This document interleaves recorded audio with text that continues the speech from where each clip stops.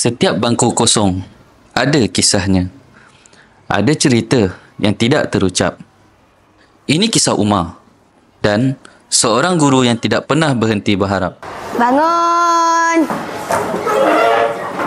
Assalamualaikum warahmatullahi wabarakatuh. Cikgu Rafizah. Assalamualaikum. Waalaikumsalam warahmatullahi wabarakatuh. Duduk semua. Terima kasih, Cikgu Rafizah. Okey, cikgu ambil kehadiran dulu. Haziq? Hadir, Cikgu. Okey. Amira? Hadir, Cikgu. Umar?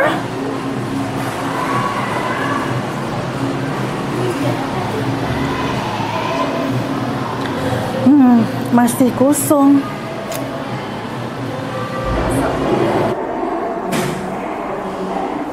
Kenapa Umar tak nak pergi sekolah sayang?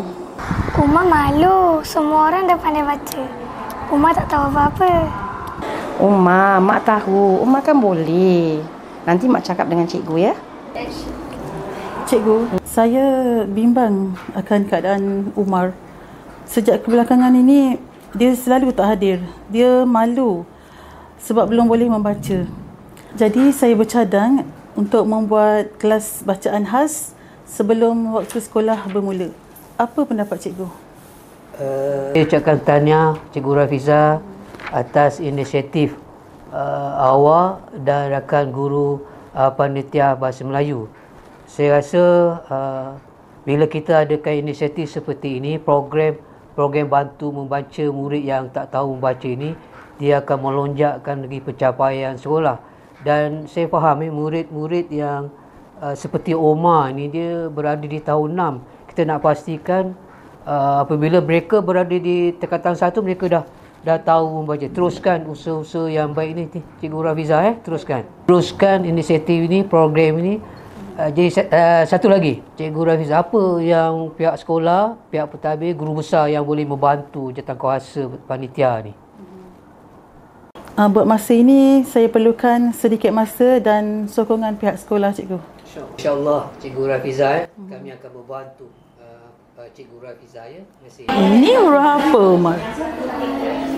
You, bagus. Cikgu tulis satu lagi huruf. Huruf apa ni? Bagus, Umar. Satu lagi, cikgu tulis huruf begini. Huruf apa ni? Pandai. Okey. Akhir, cikgu tulis huruf. Okey, huruf apa? R. Okey, Umar dah ingat dah huruf-huruf ya. Bagus, Umar.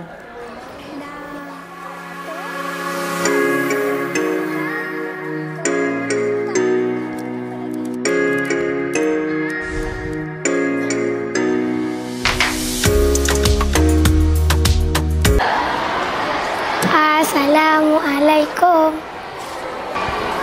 Minta maaf cikgu, saya datang lambat. Tak apa, Umar duduk. Umar dah datang dah. Jom duduk sini. Umar, cikgu suruh kita baca buku cerita hari ni. Nak cuba sekali? Boleh? Umar dah pandai. Umar dah belajar. Di sebuah hutan, pelbagai jenis haiwan hidup dalam suasana aman. Haiwan-haiwan itu hidup saling bantu-membantu antara satu sama lain. Bangku kosong itu kini terisi kerana seorang guru tidak hanya mengajar.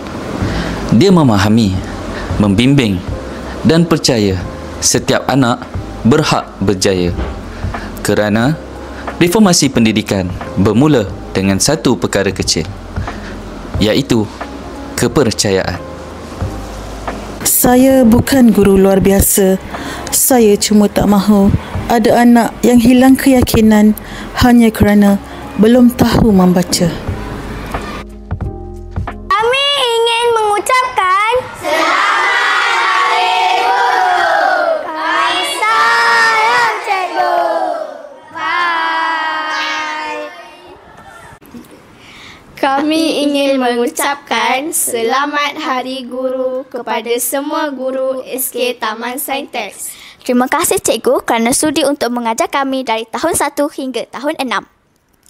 Kami doakan semoga cikgu sihat dan terus kuat untuk mengajar kami semua.